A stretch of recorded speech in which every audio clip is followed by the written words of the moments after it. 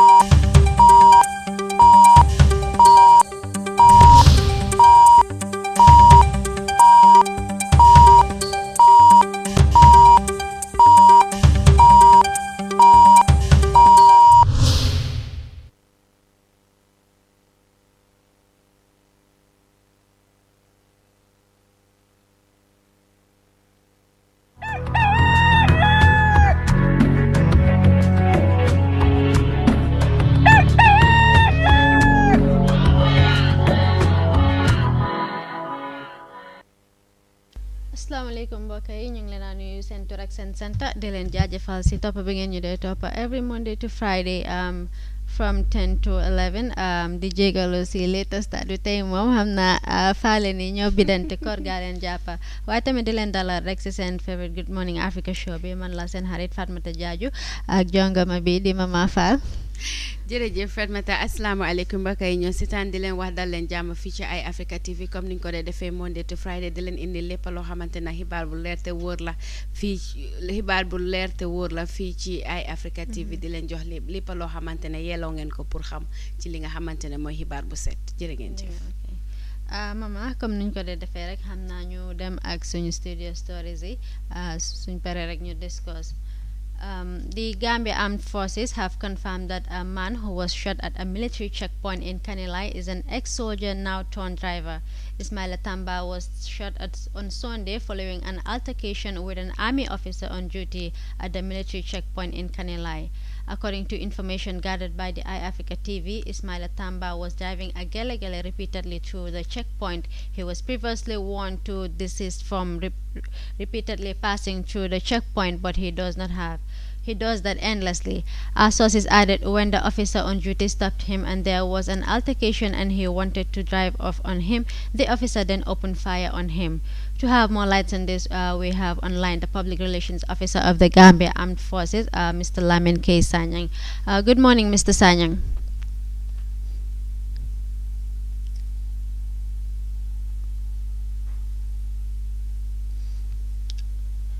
Okay, it seems he is not yet online. We now proceed, I guess, with the paper review. Foreign newspaper Bori Dabo, country sales and marketing manager Banjo Breweries Company Limited, over the weekend informed Fourier of their negotiation engagements with government concerning the heavy tax levied on the company by the government. Dabo expressed the hope that their concerns will be noted and considered. Government is ready to listen to us. Previously, we wrote letters and urged the government to revisit the tax levied on the company, but they did not answer, Dabo told this reporter. He, however, noted that they have started engaging the authorities and everything is going on smoothly so far. I'm sure they will listen to us and will be ready to make concessions on the tax they have levied on the company, he remarked. Dabo said he is not privy as to how the reduction will be, but he is optimistic that there will be a reduction. Government cannot allow Banjo Breweries to close because they know how much the company contributes to the national economy and what they do in employment creation, he said. Mama lolu mu nekkoon story bu jógee fele na la ci Fourier mu mel ni ki Banjo Breweries ak government bi jot nañoo am engagement, which is a good step. Fana fu mu ne ni public bi tamit seen xel dina dal, ñu jotoon a lose seen job si with regards to the issue tamit xam naa suñ déggee news bi nen seen xel dina dal. waaw comme ni nga ko waxee rek kooku nga xamante ne mooy Bori Dabo dalal na xeli nit ñi yëpp comme que Banjo Breweries ak li nga xamante ne mooy government bi commencé nañoo toog bay waxtaan si li nga xamante ne mooy jëmale compagnie bi si kanam comme nu mu ko waxee woon mu ne bindal nañ leen letters ba tontu wuñ leen woon waaye dafa mel ni fu mu nekk nii is a national interest bi nga xamante ne ku nekkaan si yey yàbbi bi tax na government pare nañ leen a déglu pour seet lépp loo xamante ne tegoon nañ ko seen kaw pour gis ne compagnie bi mu ngee dellu gannaaw wala mu ngee nekk si tànki li nga xamante ne mooy tëj wala daanu ba tax ñu wàññi li nga xamante ne mooy seen staff si so su fekkee ne government toog nañ ba commencé am reconsider the decision si nga xamante ne comme ni ko gars yi waxee woon policy la mun nañ ko revise then dinañ gis ne su fekkee ne loolu am na te nu mu gën a gaawee mu gën a arrangé liggéeykat yi ak ñi nga xamante ne mooy Gambien si sax ak ñi nga xamante ne ñoo depend si seen njaboot yi pour ñu gis ne delluwaat nañ seen liggéey bi loolu moom su fekkee ne am na moom yaakamte nañ ko te dinañ ko welcome bu baax a baax a baax. Ñu wax ne is a step in the right direction. Ñu dem ak suñ next story bi fële sa Voice newspaper.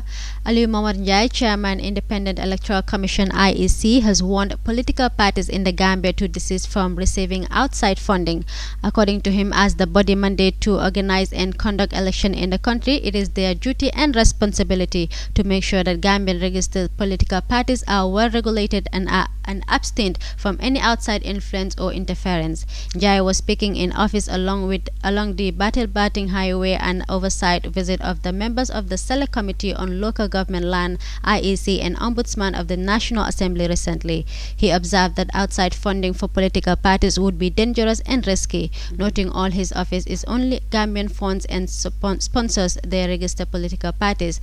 Honorable Musa Amul Nyasi, chairman of the Select Committee on Local Government Land IEC and Ombudsman of the National Assembly, noted that their visit is to exercise their oversight public scrutinizing as mandated by the National Assembly.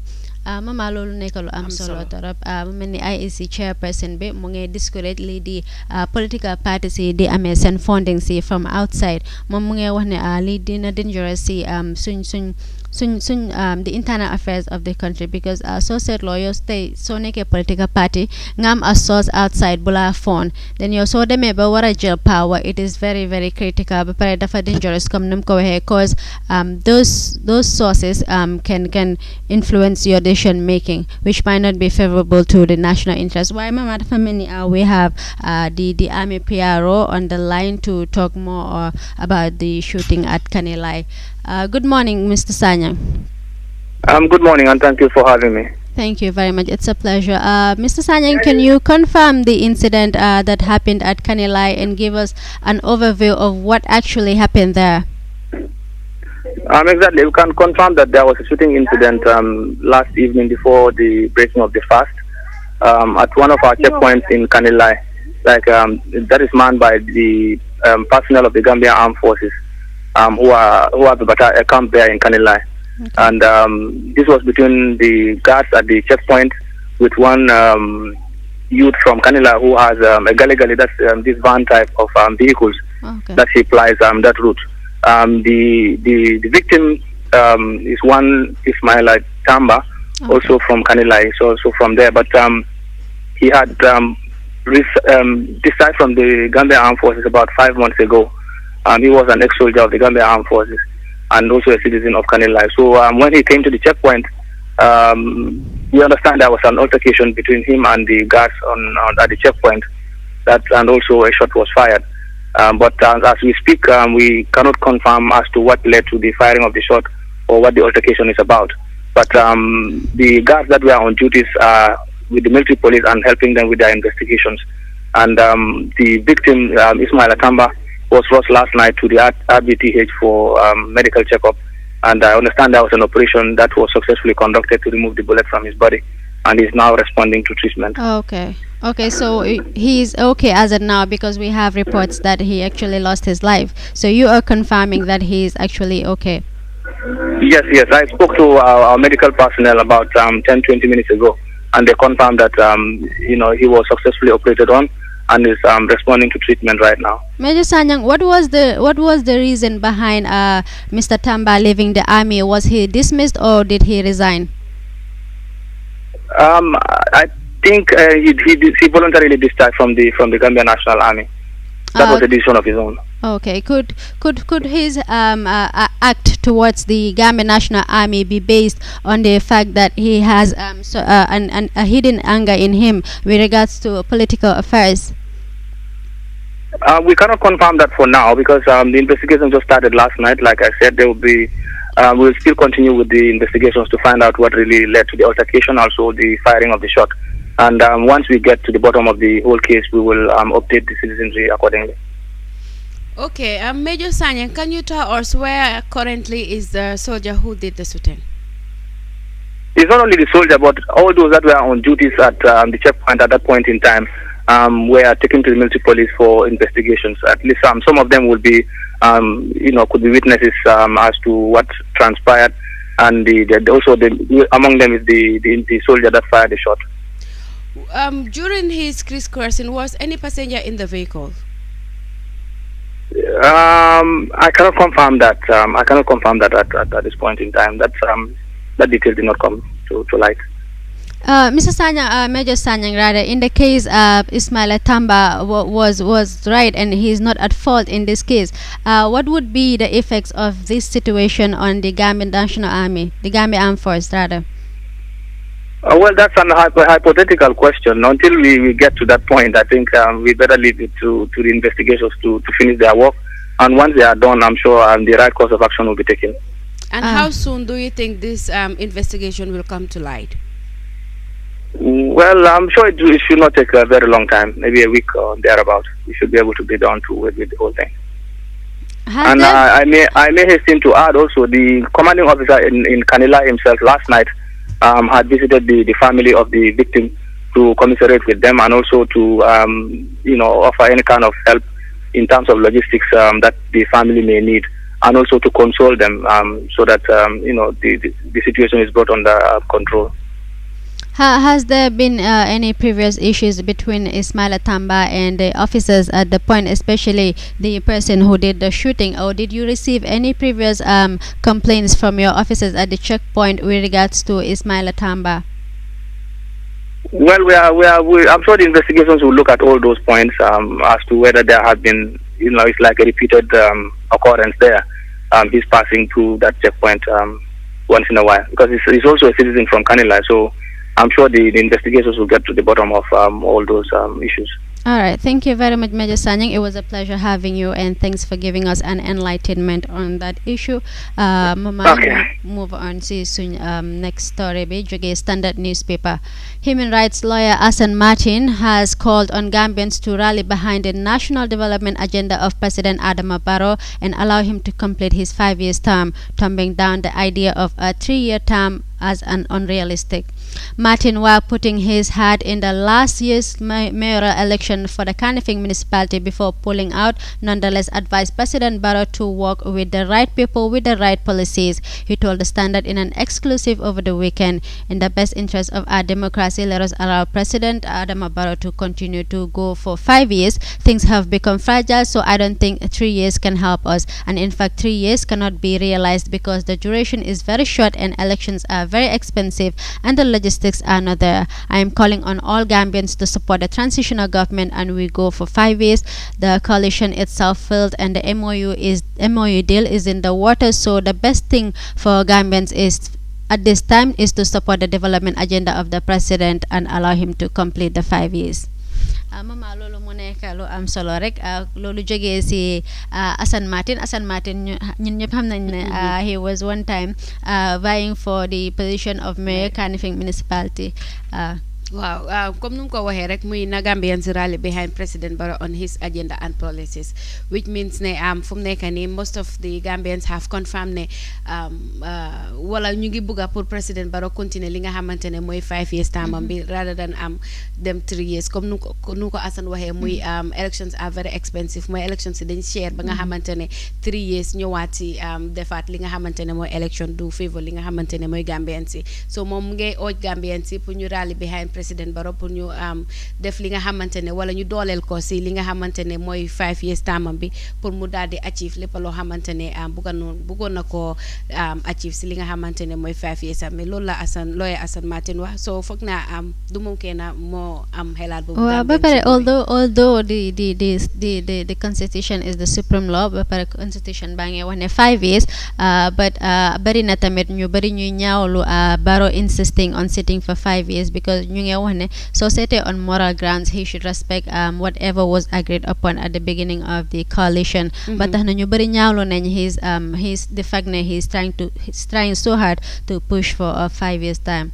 Waaw xam nga nit ñi rek ñoo nekk di waxagum fu mu nekk nii President Barrow 3 years President Barrow 5 years waaye diggaaguñ ki nga xamante ne mooy President Barrow pour wax ne ndax 5 years la moo toog ndax 3 years la moo toog, so foog naa Gambien si tamit war nañu am patience ñu déglu ndax dina continuer li nga xamante ne xaar ba end of 2019 December daal war nañ see xam lu leer. waaye tamit mama ñu ne naka cin si naroy neex su baxee dafay xeeñ waaw suma olof bi dëgër na waaye xam nga fu ma waxee tëddu ñu bari bili nañ ne nu mbir mi di demee moom dafa mel ni nit ki moom dafa bëgg a maasaale rek toog ba 5 years. waaw su fekkee ne tamit dafa bëgg a maasaale dem 5 years constitution bi 5 years la su fekkee ne dafa bëgg a toog li nga xamante ne 3 years mooy li nga xamante ne moom lañ agree woon fu mu nekk nii daal lu ci kanam raw li gët kon dafa mel ni moom 3 years ba daf ko doon wax rek pour neexal wax si campagne bi pour xam nga try to win confidence.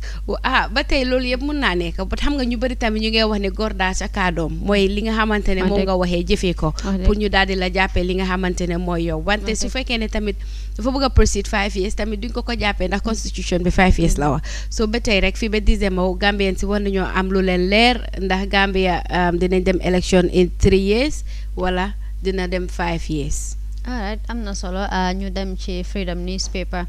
It is now official that the Gambian government says it will not renew the contracts of the 5 ambassadors who are currently representing the country in the Foreign Service. Freedom newspaper reports they are His Excellency Mr. Kemiseng Jame, Gambia's ambassador to the Republic of Turkey, Mrs. Jaina Ba, Gambia's ambassador to Russia, Dr. Sidar Job, Gambia's ambassador to France, Abdoulaye Bojang, Gambia's ambassador to South Africa, and Faisise, Gambia's ambassador to China. Sekou Sise, media and communication officer at Gambia Foreign Ministry, told Freedom newspaper that the 5 ambassadors I mentioned will not have their contracts renewed by the government. Babakar added that the Gambian High Commissioner in the United Kingdom, Francis Blaine, had been granted a 1-year contract extension by the government. Political fallout between President Adama Barrow and his former Vice President Ousainou Darboe has resulted into a major foreign service purging the followed Barrow's declaration that anyone from the government who does not share his government agenda would be shown the exit door.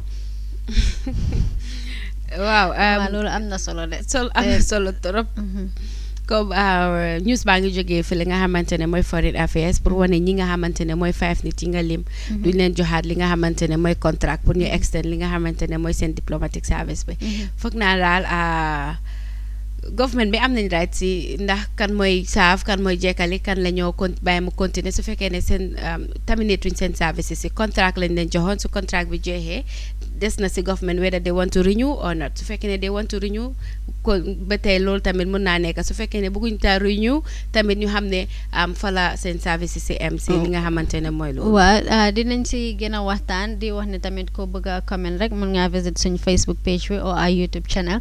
dinañ si gën a waxtaan suñ paree su suñ lifin studio stories yi si suñ newspaper review bi raada. ñu ngi am beneen from Fatu Network ñu ne Mai Fati dubs Almami Tal as a political ignoramus.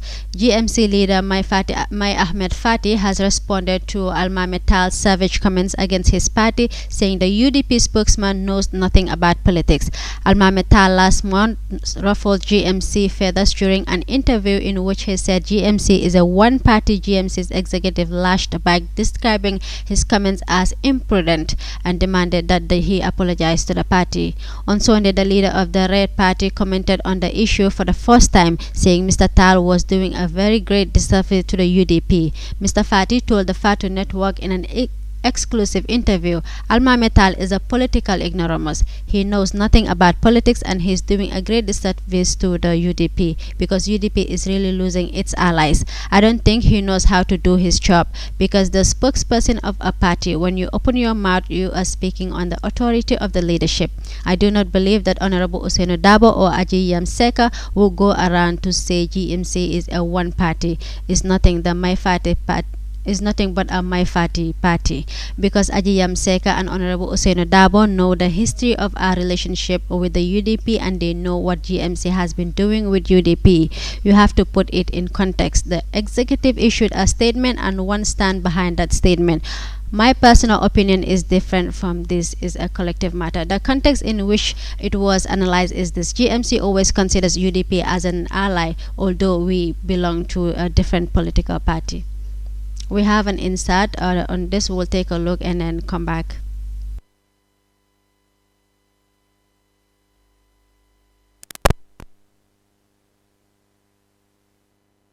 What is your reaction to that? And is the GMC a one-man party? Well, I think you have to put it in context. The executive issued a statement, and I stand behind that statement. My personal opinion is different, but this is a collective matter. The context, the way it is analyzed is this. GMC always considers UDP as an ally, although we belong to different political parties. We've worked together on common issues in the past. That is to say, from 2009 all the way down to 2016, we worked on common issues together. When they had a blockade in FAS, we were the first political party, to send a swarm of young people to support them there, which we did at our cost.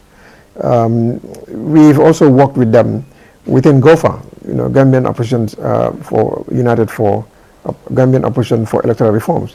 We work within, our also coalition for. This was the coalition that we did together, GMC, PPP, and UDP when we had those series of campaigns. We also supported in an alliance with the United Democratic Party in the 2011 elections, in which I came and supported the candidature of Honorable Usainu Dabo and campaigned for him across the country. GMC used its human and financial resources in that campaign. We continued to work with them in 2012 as well, during the parliamentary elections. And there is a very close working relationship between these two parties. So we do not expect that unprovoked, without any reason, any foundation, that a party that has a very strong political working relationship with you, you could just go down and deride them contemptuously like that. We were a bit taken aback. The party was a bit taken aback because we thought this is a party in which we have established ground rules for a working relationship. If there are issues, we expect that there are channels of communication that can be used between the two parties. That is one. And secondly, to say GMC is a one-man party expresses the highest political ignorance of the maker of that statement, who, by the way, has been unknown in Gambian political circles before barely a year ago. When we were fighting Yaya Jammeh, we were being locked up, we were driven, and we were kicked into exile. We were spending hundreds of thousands of our personal fortune to free this country. When we were going through difficulties, these were people who were afraid. They could not even utter a single word. All of a sudden today, through our efforts, supported by Gambian people, they're coming around to the right to contemptualize our efforts. GMC is not a one-man political party. We were the first political party to organize a proper Congress. A proper Congress in 2017 at the Independence Stadium. Everybody knows on the 30th to 31st of December 2017, it was GMC's turn. You know, we turned the area red. We had the entire Independence hostel full with GMC representatives.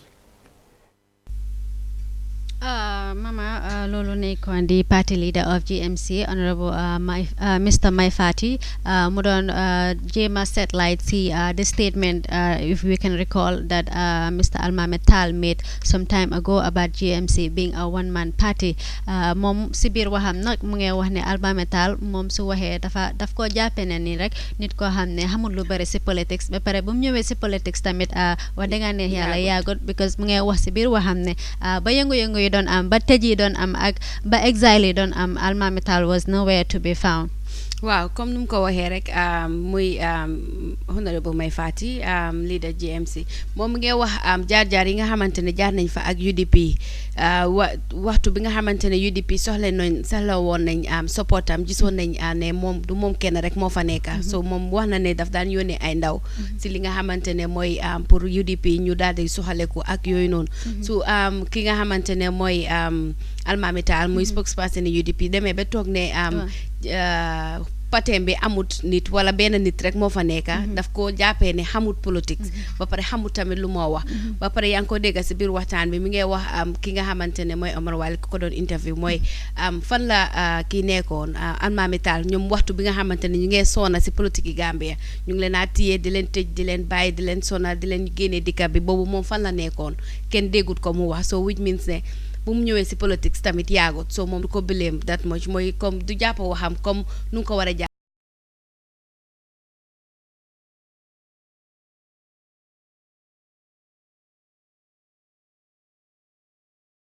follow politics di nga xam ne ji relationship ba pare when it comes to backing each other ñoom ñooy nekk lu work together ba tax na bi kii di Alma Metal otee that statement ñu bëri surprised nañ xam nga ñu bëri mënuñoo understand what was going on because foog nañ ne if you're a spokesperson of a party comme ni ko Mai Fatty waxee you are supposed to represent the views of your party leadership so waree dem outside the box talking on your own view loolu dafa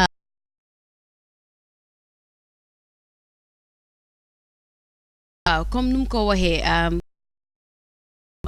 Alma Metal mi ngay wax saa yu waxee rek moo dee waxal si kaw waxal rek dañoo yu nañ ndaxte su fekkee ne moom moo leen dee waxal saa yu waxee wax nañ so moo tax mu tudda Aji Yam Seka mu tudda ki nga xamante ne mooy honorable Seni Dabo pour wàlle ne ñooñu duñ ko wax ndaxte gis nañ UDP ak GMC fan lañ jaar together gis nañ ne ñoom ñaar ñoom liggéey nañ together so UDP xam nañ lan lañ mun loolu moo tax dangaa gis ne su fekkee ne Alma Metal jógee na from nowhere mu wax loolu noonu moom du ko jàppee nu mu ko jàppee rek mooy Alma Metal xamul li nga xamante ne mooy politics comme nu ko Mai Ahmed Fatty waxee yooyu noonu yëpp dangaa gis ne su fekkee ne yooyu mi ngay xew xam naa ne tamit UDP xam nga ndax yégoon nañ balaa Alma Metal di génn si pour wax yooyu noonu ndax yéguñ ko waaye war nañoo seet seen diggante ak li nga xamante ne mooy yeneen political parties si biir dëkk bi sakatuma GMC comme nu ko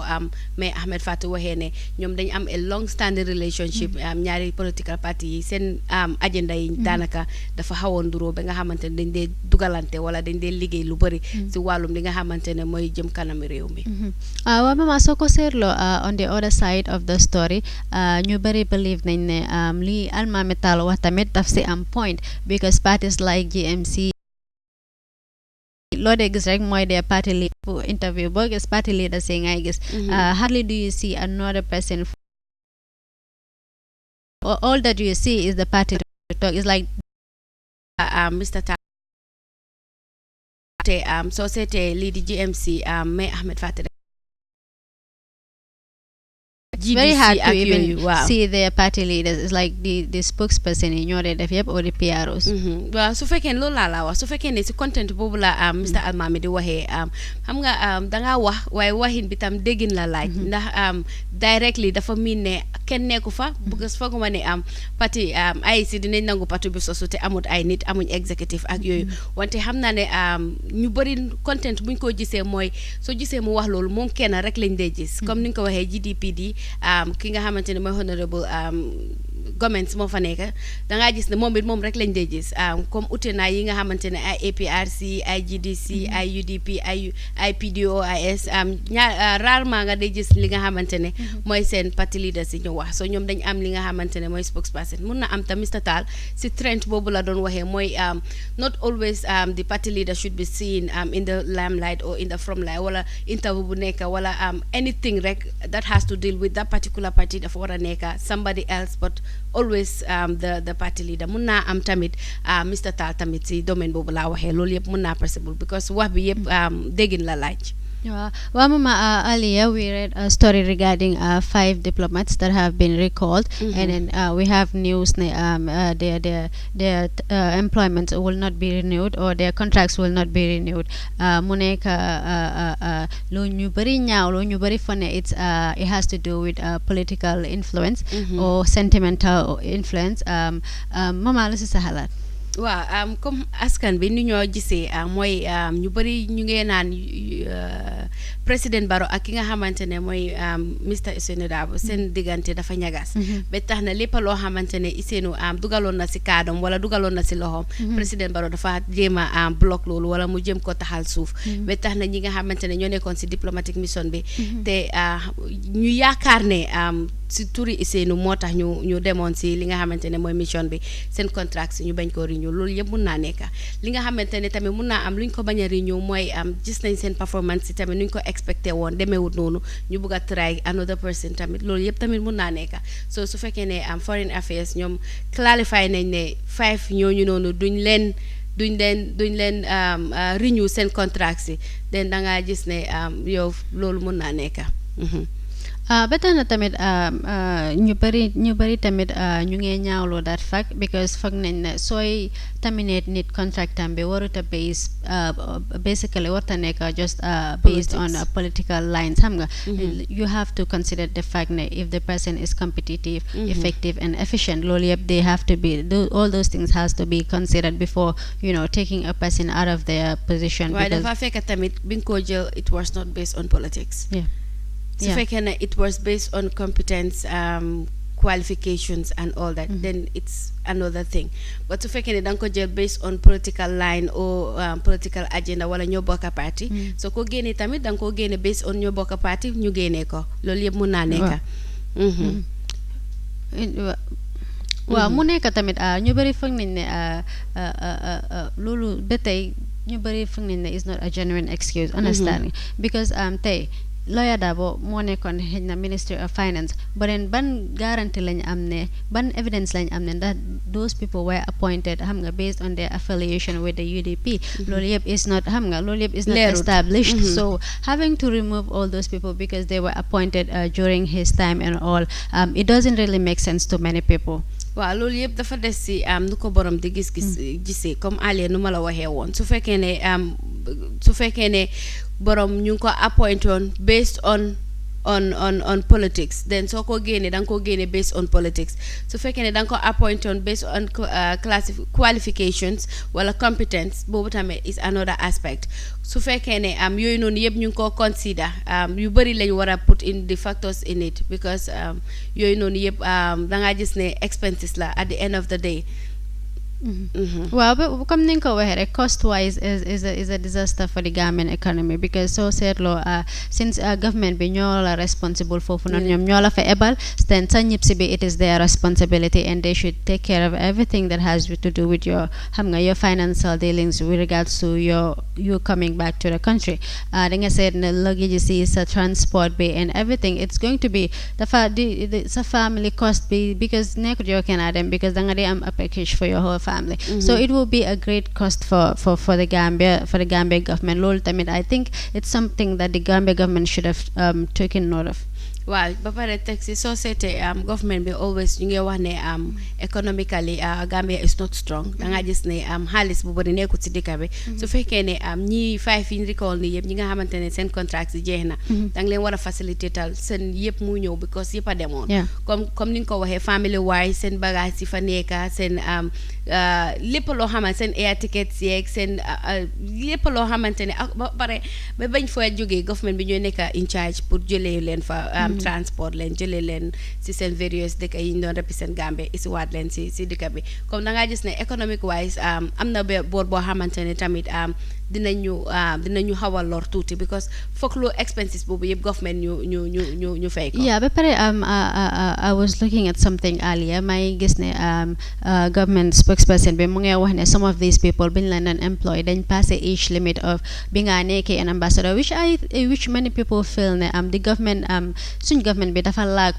proactiveness because every person especially lead the government war nga am that proactiveness in you ba nga xam ne sooy jël a decision you have to make sure ne all these things xam nga you look into them if su dee suñ constitution bi wala the rules don't allow for a person over 60 or 70 to be a diplomat you should have done that homework before assigning that person on a diplomatic mission rather than leaving the person to go at the end of the day ngay recall the person and trying to use that as an excuse wala justification justify sa action si soo gisee su fekkee ne dafa am age limit boo xamante ne borom war koo passé day su fekkee ne daf ko am warinte use loolu as an justification su fekkee ne amut ko waroon nañoo consider lu bëri bala ñoo appoint ñi nga xamante ne ñooy ambassadors yi because su fekkee ne yow xas nga ba am jox leen contract yéena sa maybe ay 2 years contract because most of them li ñoo wax mooy 2 years contract lañ am so at the end of the 2 years la ñoo seen ndax dañoo renew sa contract bi wala ndax dañoo terminate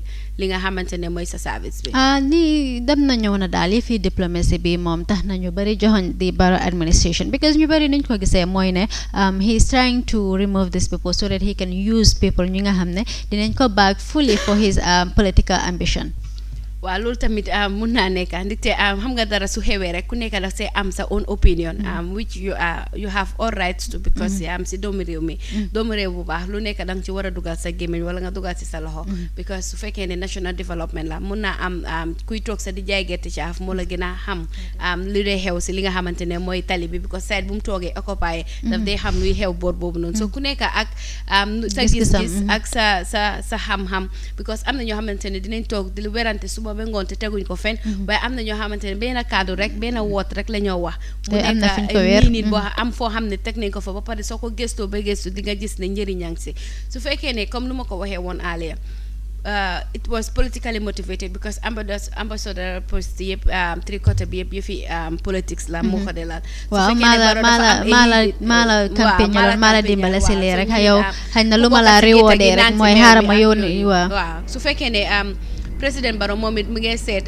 lan moo ko arrangé strategic plan bu moo teg pour ne ok suma ñi seen 2 years because daaxul leen contract bi moo jeex so seen contract bi su jeexee du ma ko renew waaye su ma jëlee Fatmata teg ko fa Fatmata am na background Fatmata am na mun na maa doxal benn wala ñaar ba ma am li nga xamante ne su fekkee ne especially léegi bu ñu waxee ne diaspora bi dinañ vote xam nga di nga soxla tamit nit yi nga xam ne dañ la fa nekkal xam nga di strengthen sa political ambition bi bu baax waaw su fekkee ne ba wante tamit xam nga lu ñoo wax ni dem na ñëw na ba tey déggaguñ président Barrow wax ne moom dafa bëgg a am parti boppam wala dafa launch parti boppam so ba tey waxal ma sa olof bi nga waxoon lu ñëw si soow mi lan waxaat ko cin su naree ne ma naka su naree ne su baxee dafay xeeñ waaw so comme daal dafa comme Gambien si bëri ñu ngi jàpp ne président Barrow ba tey dafa noppi rek wante am na hidden agenda waaw ne dafa bëgg a am on political party am launch taayele maa ngi romba boori Serekunda ma gis ñu def président Barrow fans club ma ne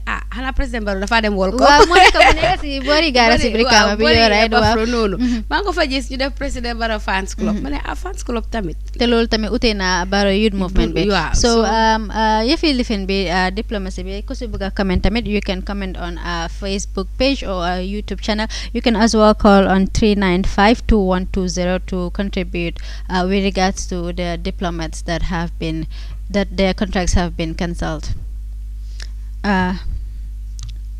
mu mel ni ba tey am na ñuy wax si suñ Facebook gis naa fi ku comment bara move bum jël is bad and it is really political motivated mu mel ni tey ñu bari loolu loolu lañ jàpp seen xel yi ne di it's a political move daal noonu lañ ko gisee su fekkee ne it is political minded Barrow is political minded wala ambitious pour continuer 5 years ba pare taxawaat li nga xamante ne mooy elections loolu yëpp mun naa possible because su fekkee ne moom loolu moo nekk ci xelam so at this moment lu moo def rek mooy teg strategies wala mu teg ay plans yoo xamante ne leer na ko ne su waxee doxee ci yoon boobu dina am li nga xamante ne moom la bëgg in terms of continuing being the president wala political ambitions ami naka la ko mun a def ba fulfilled because gis naa ne su fekkee ne 5 years ami jeex na dafa bëgg a taxawaat li nga xamante ne mooy beneen 5 years so si diggante bi foog mu amaat li nga xamante ne mooy political party so mu ngi bëgg a teg li nga xamante ne mooy strategic plan ami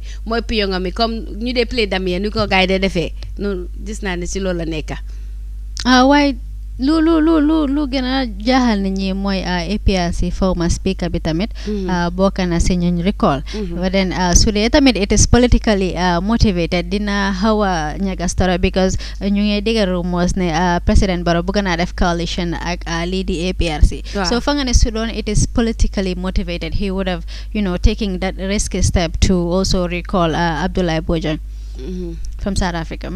Waaw loolu tamit origay jar naa xool bu baax wante xam nga ba tey comme lu ma la ko waxee woon sànq because xam nga mbir mi foog ñu xoolee ko from different angles comme sànq dama ne su ci tooga si naree neex daal bu cin bi baxee dafa xeeñ neex pour nga xam but su fekkee ne moom mu ngi am in mind mun naa am tamit he has greater plans for him loolu yëpp mun naa possible mun naa am bugga na ko indi ba pare seet leneen loo xamante ne su ko indee boole ko si biir dëkk bi si la mu gën a génn wéet si moom loolu yëpp tamit mun naa possible because comme ni ko gars yi waxee xam nga bu moo jógee tombe EPRC di dem too gars yi tase woon nañ te gis nañ naka la ko gars yi teeroo taacu ko tatagal ko pour won ko ne ñun ñu ngi sa gannaaw ak yooyu mun naa am tam dafa bëgg a Bojang jege li nga xamante ne mooy Bojang is a very influential member of the APRC so dafa bëgg a loolu yëpp mun naa possible mun naa am tam dafa bëgg a Bojang ñëw jege askani APRC pour ñoom it mu am fu mu ko féetee daal ci beneen boor loolu yëpp mun naa possible waaw ba tey rek di leen remind you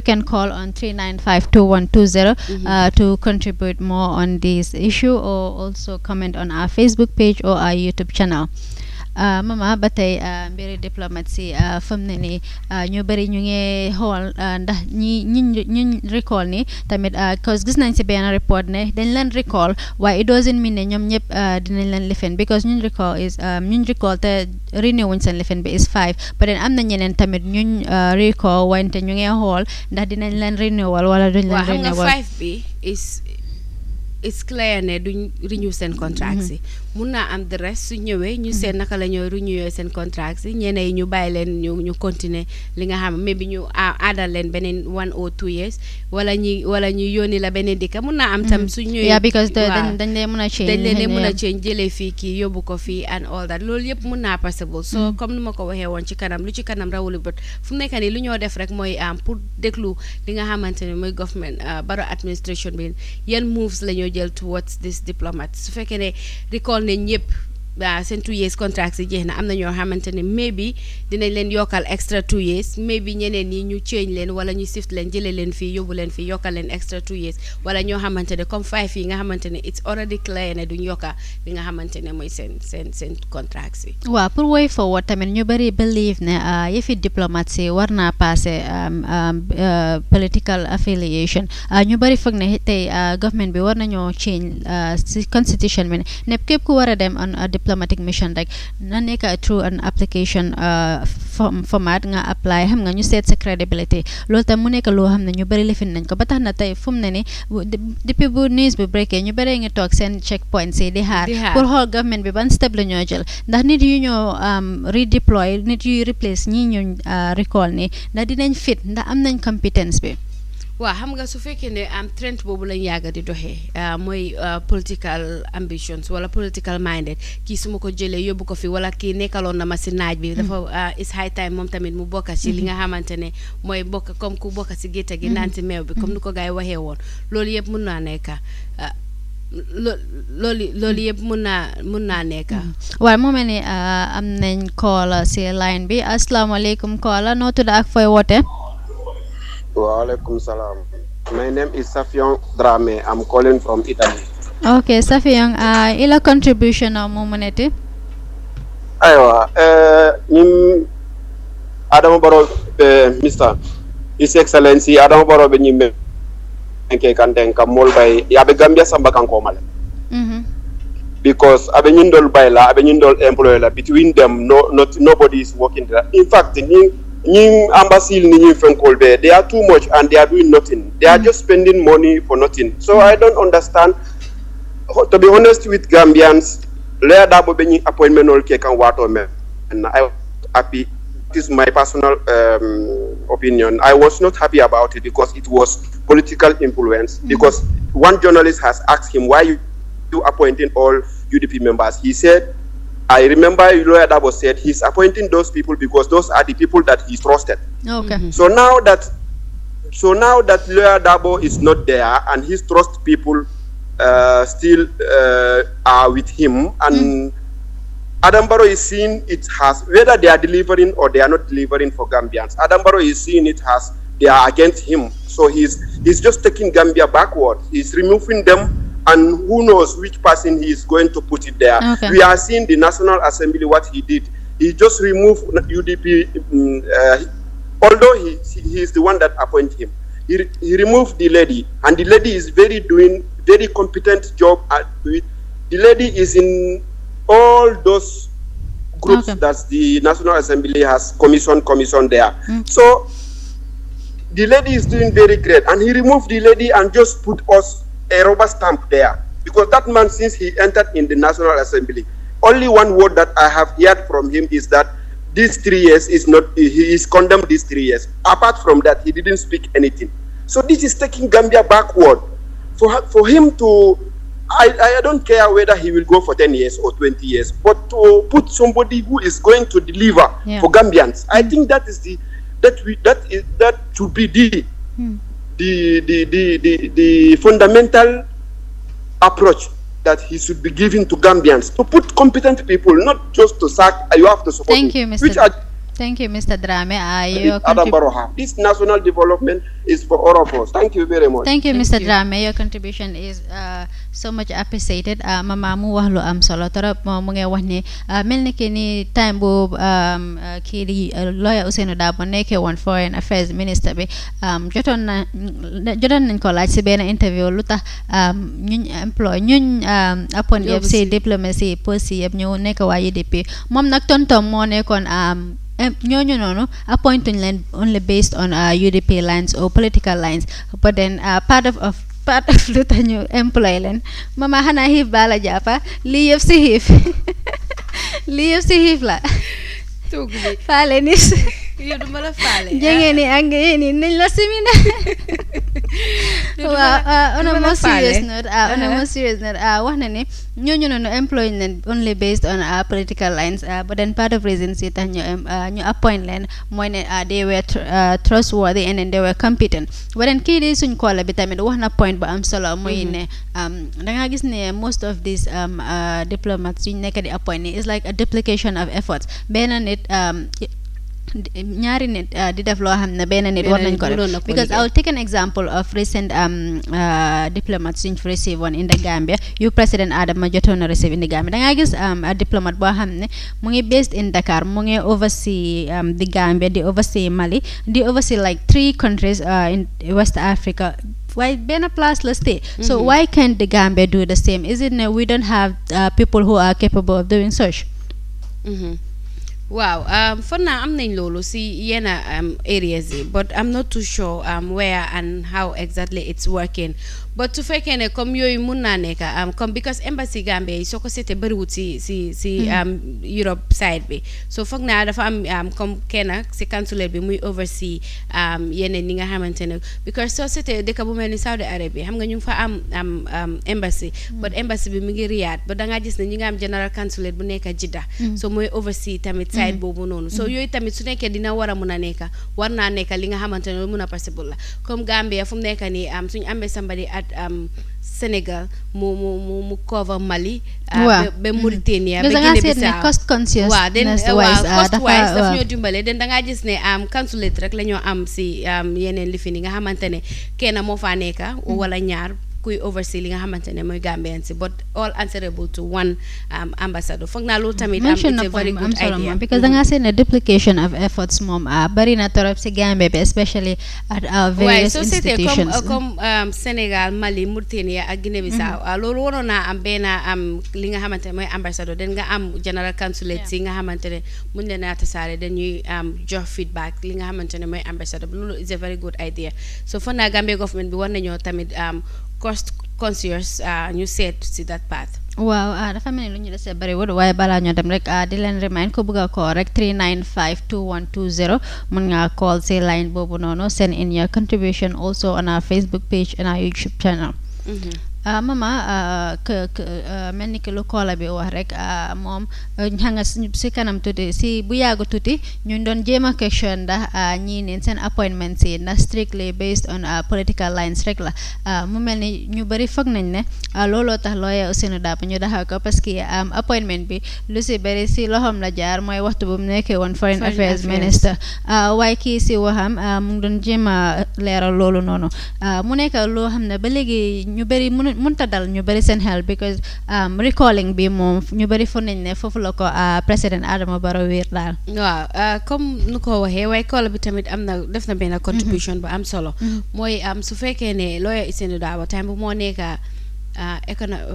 foreign affairs mu ne ñii dañ am confidence si ñoom maybe confidence bu moo wax si ñoom it's answerable to him so not to the president wala not to the Gambia government at large so xam naa président Barrow tamit mun na am mu dem ba gis ne ñi nga xamante ne comme moom la lawyer Ousainou Darboe waxoon ne ñoom dañ am confidence si ñoom then it's not favorable to him moo tax mu seen contract si bu mu jeexee renew woon ko waaye am na ñu bëri ñoo xamante ne seen contract si because 2 years lañ joxe woon war naa jeex so nañ seen ndax ñooñu tamit dinañ leen renew wala dinañ refurbish li nga xamante ne mooy diplomatic mission lii indi suma mind bi back to national interest rek which is something loo xam ne ñun fii ay Africa always dañ ko dee jooy mooy ni politicians is high time they put the national interest before their own individual interest or their own party interest because tey jii neen soo nekkee a patriotic Gambian yow nga def sa national interest bi first tey foog naa soo demee ba sa yow ki la appoint sa nekkatu fa waaye su dee yow xam nga sa obligation between you and the people and the Gambian people foog ma ne loolu war naa tax yow ba xam nga doo mën a perform sa duties yi as normal waaye Fatoumatta da nga war a fàtte tamit ne loyalty dafa am solo su fekkee ne nit ki da nga war a déggu li nga mun ak li nga munut yow fooguloo ne sa loyalty si nit ñi la war a nekk but su fekkee ne yow sa loyalty da nga ko teg si kaw kenn nit den kooku fu mu la jaarale foofu ngaa jaar den nit ñi suñ demee ba fiil ne nit ñi gisuñ ne yow sa loyalty egg na foofu noonu wala benn nit la lies on den da ngaa gis ne government dina lifin mu mel ni am nañ kii di somebody on the line to talk about another issue waaye mooy loolu rek jëfi recalling bi neen ñu bëri ñaawlu nañ ko waaye ñu bëri foog nañ ne tamit is a good move considering ne those people might be appointed on political lines waaye dinañ si gën a waxtaan because it's a developing issue dinañ leen buddi indil the developing stories here am nañ fi kii di amul ñaasi moom dinañu wax tuuti si Kanilai incident bi good morning Mr. Nyasi. Morning to you. We understand that you are the rep for Kanilai at the National Assembly. Quite right.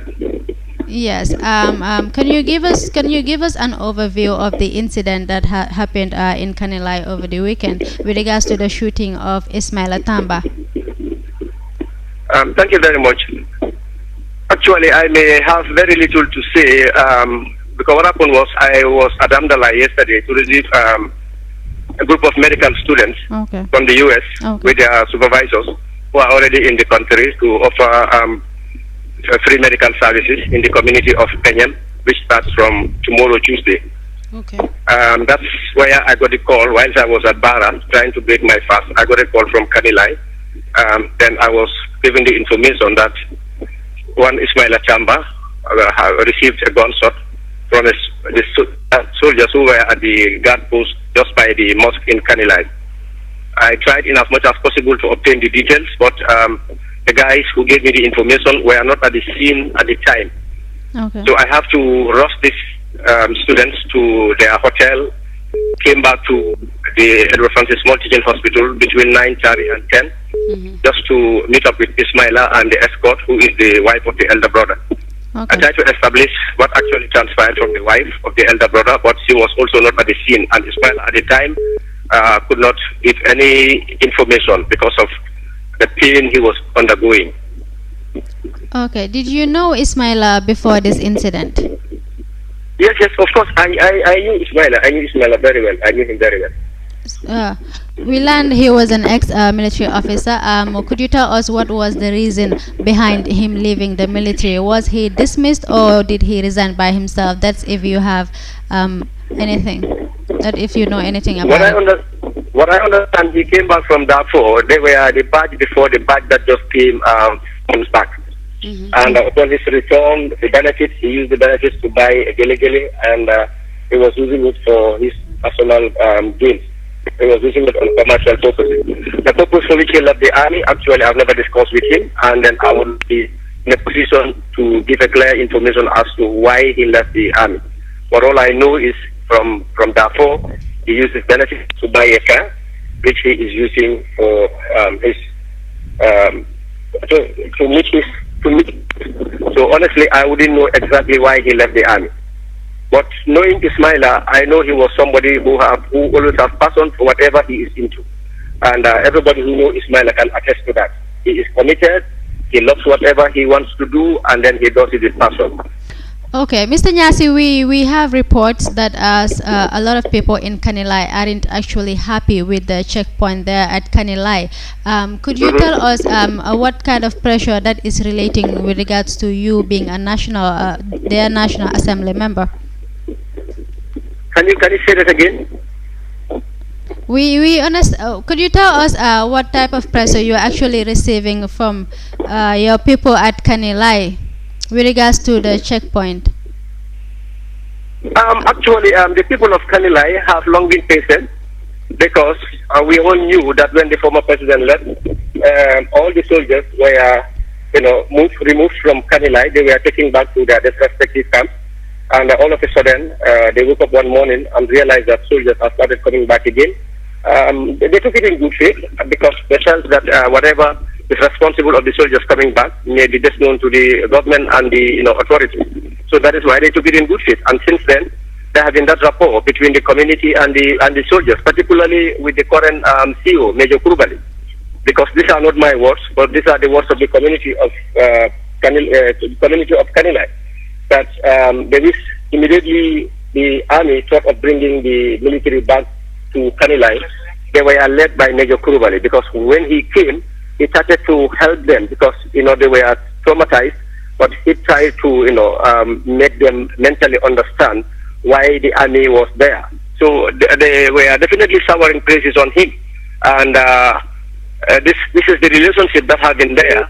And since then, we have definitely seen a little improvement between the civilians and the army, and which Major Kurubali can even attest to. So this has been the reaction of the people of Kanilai. They took it in good faith. They accepted, like I said earlier on, that the government and the authorities knew best why they brought the soldiers back. So, in other words, the relationship between the community and the soldiers in particular is cordial. Yeah, it has been cordial because I can even tell you that I left Kanilai on Saturday. I was in Kanilai on Saturday myself, personally, because hardly I go on weekend without going to Kanilai. I always want to go there, see for myself how they are comporting themselves, how they are going about life. So that is why almost every weekend I am there. Hardly 2 weekends passes by and I'm not in Kanilai. Everybody in Kanilai can attest to that. And when I go, I engage them. I talk to the relevant people. I want to know how they are coping with life. I want to know how they are going about with their businesses. And so this is why I can say that they have actually allowed the soldiers to be there, to go about their business, without any interference. That I can say with confidence. Mr. Nyasi, you've mentioned that the relationship so far is very smooth, but if in the case that Ismaila is not at fault here, could this reduce the confidence that the people have on these soldiers? I can't hear. I can't get you. Can you come back again? You've mentioned in your statement that the relationship Ismaila Tamba is not at fault and he has actually been shot. Could this reduce the confidence that the people have in these soldiers? Yeah, of course, yes. Because even whereas Ismaila is at fault, the fact that the guy shot him would definitely reduce the confidence, would definitely reduce the trust, and it may even make life difficult for the working condition of the soldiers. Because if you are in a community and then people don't even want to recognize you, they don't want to give you the due respect that you deserve. They don't want to interact with you. They don't want to engage with you. You feel frustrated. You feel belittled. At the end of the day, you don't even know what to do.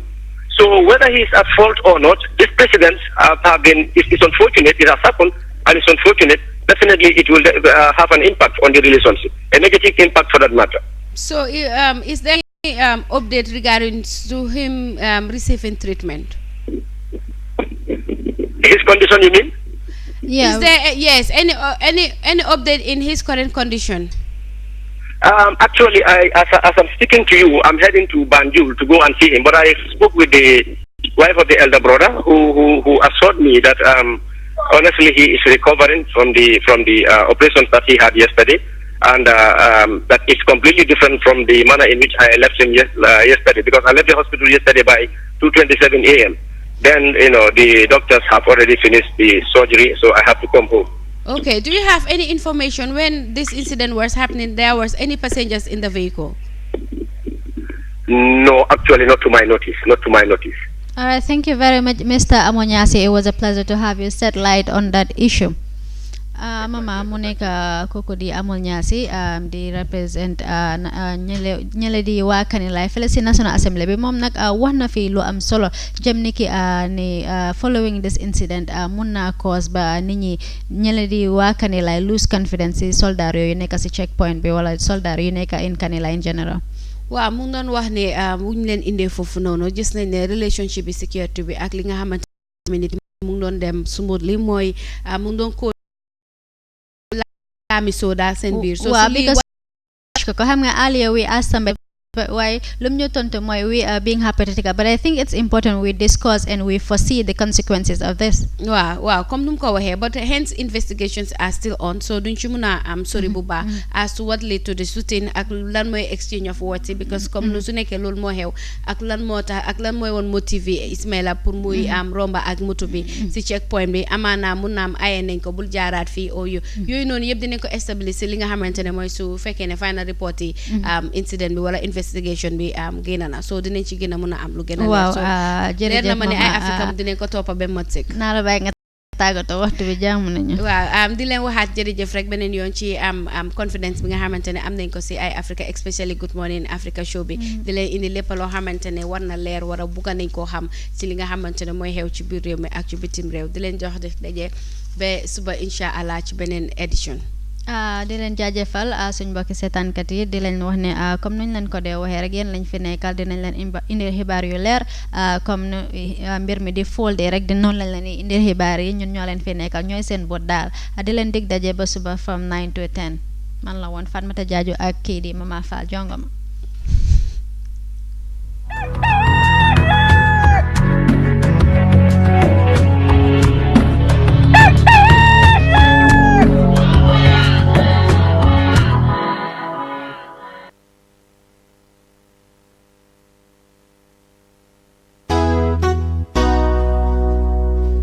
Gifted and Safi, Ramadan Mubarak, Holy Records. Ramadan Mubarak لكل مسلم، شهر الذي فيها ينزل القرآن.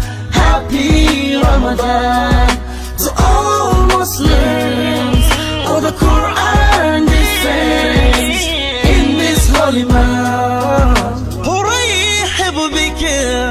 يا شهر رحمة، أرحب بك يا شهر رمضان، بك أرجي لقاء قرب ربي بك روحي وقلبي قد صار. رمضان مبارك لكل مسلم، شهر الذي فيها ينزل القرآن.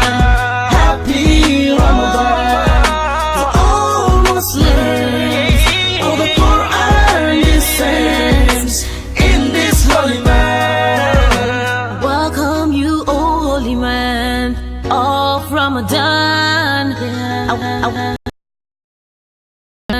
Of blessings, and you are seek nearness to my Creator. For you, my soul and heart has been purified. Ramadan Mubarak لكل مسلم، شهر الذي فيها ينزل القرآن. Happy Ramadan to all Muslims. All the Quran descends in this holy month. Ramadan, Ramadan, The month of forgiveness. Ramadan, Ramadan, the month of blessing. Ramadan, Ramadan, Oh, the month of peace. Ramadan, Ramadan, the month of love. Ramadan Mubarak لكل مسلم، شهر الذي فيها ينزل القرآن. Happy Ramadan to all Muslims. All the Quran descends in this holy month. أرحب بك يا شهر الرحمة. رمضان رمضان مبارك لكل مسلم.